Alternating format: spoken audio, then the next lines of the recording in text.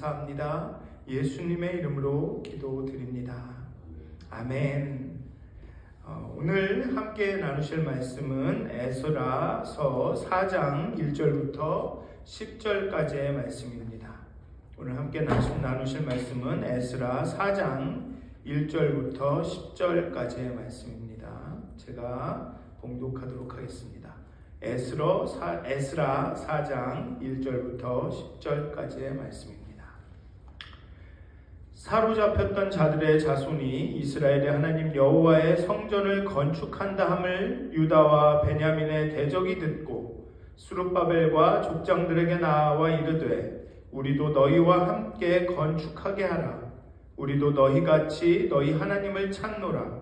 아수르 왕 에살핫돈이 우리를 이리로 오게 한 날부터 우리가 하나님께 제사를 드리노라 하니 스룹바벨과 예수아와 기타 이스라엘 족장들이 이르되 우리 하나님의 성전을 건축하는데 너희는 우리와 상관이 없느니라.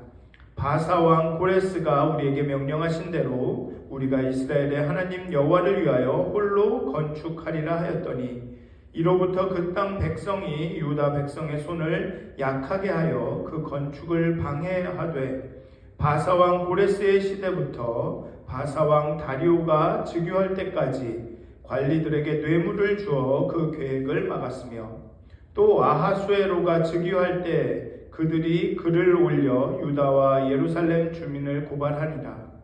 아닥사스다 때에 비슬람과 미드르닷과 다부엘과 그의 동료들이 바사왕 아닥사스다에게 글을 올렸으니 그 글은 아람 문자와 아람 방언으로 써서 진술하였더라. 방백 르흠과 서기관 심세가 아닥사스다 왕에게 올려 예루살렘 백성을 고발한 글에 방백 르흠과 서기관 심세와 그의 동료 디나 사람과 아바삿 사람과 다블레 사람과 아비세 사람과 아렉 사람과 바벨론 사람과 수산 사람과 테헤 사람과 엘람 사람과 그 밖의 백성 곧 존귀한 오스나빨이 사마리아 성과 유브라데 강 건너편 다른 땅에 옮겨둔 자들과 함께 고발한다 하였더라. 아멘. 네, 에스라 3장까지는 희망의 이야기였습니다. 포로에서 돌아왔고 제단을 쌓았고 예배가 회복이 되었고 성전의 기초를 놓으면서 소리 높여 찬송했습니다.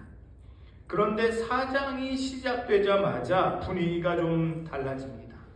유다와 베냐민의 대적이 듣고 이제 이 유다와 베냐민 사람들에게 와서 말을 합니다. 이 한 문장이 모든 것을 바꿉니다. 새로운 시작에는 반드시 새로운 저항이 따릅니다. 이것은 에스라의 현실만이 아닙니다. 다시 주어진 삶을 하나님 앞에서 살아가려 할 때 세상은 가만히 있지 않습니다. 2절을 보면 1절을 보면 유다와 베냐민의 대적이라고 나옵니다. 이들이 누구냐 하면 이들은 자신을 아수르 왕 에살핫돈이 우리를 이리로 오게 한 날부터 하나님께 제사를 드렸다라고 주장을 합니다. 이 사람들이 누구인지를 알아볼 수 있는 것은 열왕기하 17장을 보면 됩니다. 북이스라엘이 멸망한 후 아수르는 이방인들을 자신의 아수르 제국의 이곳저곳에 살던 이방인들을 사마리아로 이주시켰습니다. 그리고 사마리아 사람들은 또 아수르 제국의 이곳저곳으로 이주를 시켰죠. 그렇게 혈통을 혼합시키는 것이 그래서 하나의 제국으로 만들려고 하는 것이 아수르의 그 전략이었습니다. 통치 원칙이었습니다. 그렇기 때문에 바벨론이 예루살렘과 성전을 파괴하고 점령했을 때 이미 북이스라엘은 아수르에 의해 멸망하고 점령된 후입니다. 북이스라엘은 아수르 제국 곳곳에서 온 이주민들과 또 그곳에 남아있던 사마리아 사람들 간에 어떤 혼합된 민족이 있었습니다. 그래서 어떻게 보면 이스라엘의 순수 혈통을 지키고 어떻게 보면 이스라엘의 순수 신앙을 지킨 사람들은 바벨론으로 포로로 끌려간 사람들이었는지도 모릅니다. 그렇게 보면은 이 바벨론에서 돌아온 사람들은, 그래서 이 바벨론 포로에서 돌아온 사람들의 목록을 보면 대개는 남유다와 관계 있는 사람들입니다. 북이스라엘 사람들이 아니라 남유다 사람들이었습니다. 그런데 에스라도 그렇고 그 다음에 이 2주를 기록한 느헤미야서에도 보면 12 지도자가 나오면서 스스로를 남유다라고 인식하던 것이 아니라 이스라엘 전체라고 인식을 합니다. 그게 이스라엘의 정체성인 거죠. 그 모세와 다윗의 세대에 그 하나된 이스라엘이 이 사람들의 정체성인 겁니다. 어쨌든 이 북이스라엘의 이 혼합된 이스라엘 민족이라고 하기도 그렇고 또 이방인이라기도 하기도 애매한 이 사람들이 유다와 베냐민 사람들이 와서 성전을 건축한다라는 것을 듣고 와서 제안을 합니다. 성경은 분명히 대적이라고 말합니다. 그런데 그들의 제안은 상당히 뭐라고 할까요? 간교합니다. 와서 어떻게 말하느냐 하면 우리도 너희와 함께 건축하게 하라. 우리도 너희같이 너희 하나님을 찾노라. 이들은 겉으로는 같은 하나님을 섬기는 것 같지만 사실은 혼합주의였습니다. 하나님께 제사를 드리기는 하지만 또한 하나님 외에 다른 이방신에게도 제사를 드리는 사람들이었습니다. 그들이 그 아수르 제국에 각처에 있던 사람들이 와서 사마리아에 정착하고 거기에 있던 이스라엘 백성과 또 결혼하고 이렇기 때문에 그들의 혈통뿐만 아니라 신앙도 혼합이었다라는 겁니다. 그런데 이들은 와서 교묘하게, 굉장히 친절하게, 적대적이 아닌 굉장히 호의적으로 접근을 합니다. 우리 같이 건축하자. 나도 너 같은 하나님을 섬기고 있다. 그런데 이들의 말을 잘 들어보면 협력자처럼 접근을 하지만 이들은 성경이 말하는 대로 이들의 유다와 베냐민의 대적들입니다. 이들은 너희 하나님이라고 합니다. 우리도 너희같이 그 하나님을, 같은 하나님을 찾노라가 아니라 너희 하나님을 찾노라라고 말합니다. 그러면서 하나님께 제사한다 하지만 하나님께라가 아니라 원문을 보면 그에게라고 나옵니다. 제사는 드리지만 섬기지 않습니다. 그리고 하나님을 찾노라라고 말하죠. 뒤에도 하나님께 제사를 드린다, 우리가 하나님께 제사를 드리노라라고 말하지만 히브리어를 읽는 방식에 따라서는 우리는 제사를 드리지 않는다라고도 읽을 수 있다고 합니다. 그러니까 그들의 주장 자체가 굉장히 모호하고 불투명합니다. 마치 협력자로처럼 접근하는 것 같지만 그들은 협력자가 아니라 대적이고 굉장히 혼합적인 종교 접근법을 갖고 있는 사람들이었습니다. 오늘날에도 우리를 방해하고 우리를 공격하는 가장 위험한 것들은 정면으로 우리를 반대하는 사람이 아니라 혼합적인 제안을 해오는 사람들입니다. 야, 그거 혼자 하는 거 힘들지 않냐? 우리 같이 하자. 야, 이 정도는 그냥 넘어가도 돼. 이런 제안들이라는 거죠. 그런데 이 유다와 베냐민 사람들은 이런 제안을 아주 단호하게 거절합니다. 이 스룹바벨과 예수아와 다른 족장들은 이들의 제안에 대해 놀랄만큼 명확하게 반응을 합니다. 너희는 우리와 상관이 없다. 이스라엘 하나님 여호와를 위하여 우리가 홀로 건축하리라 라고 말합니다. 그러면서 그냥 반대하고 거절하는 것이 아니라 고레스의 명령을 근거로 제시합니다. 바사왕 고레스가 우리에게 명령하신 대로 우리가 하겠다. 굉장히 지혜로운 거죠. 선을 걷지만 상대 기분이 상하지 않도록 이것은 법이 그래서 명령한 거기 때문에 어쩔 수 없어 라고 이렇게 분명하게 정체성의 경계를 긋습니다. 이것은 공동체를 살리는 선택이었습니다.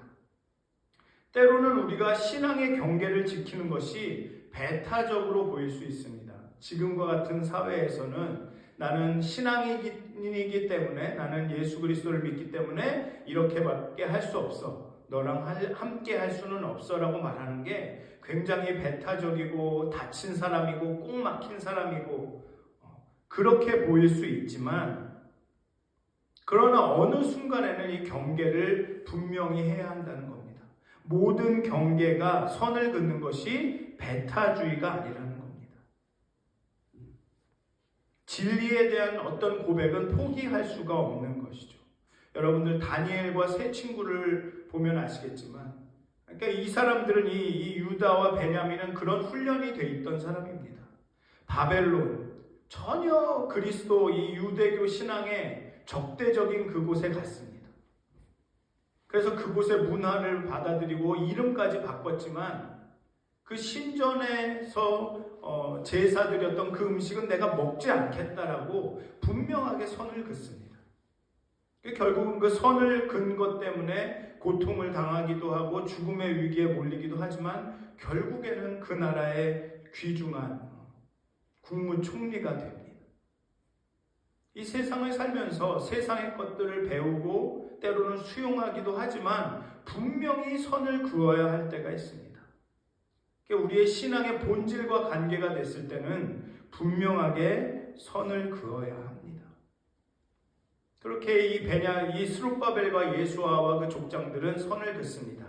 그러자 이제 이 대적들의 이 본색이 드러납니다.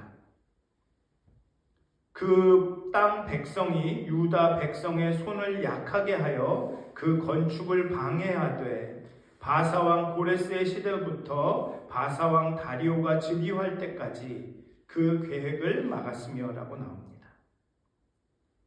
제한이 거절이 되자 본색이 드러납니다. 손을 약하게 하다라는 표현이 나오는데 이 약하게 하다라는 히브리어가 라파입니다. 그런데 이 라파라는 이 음이, 이 소리가 치료하고 고치다를 뜻하는 라파와 똑같습니다. 동음어입니다.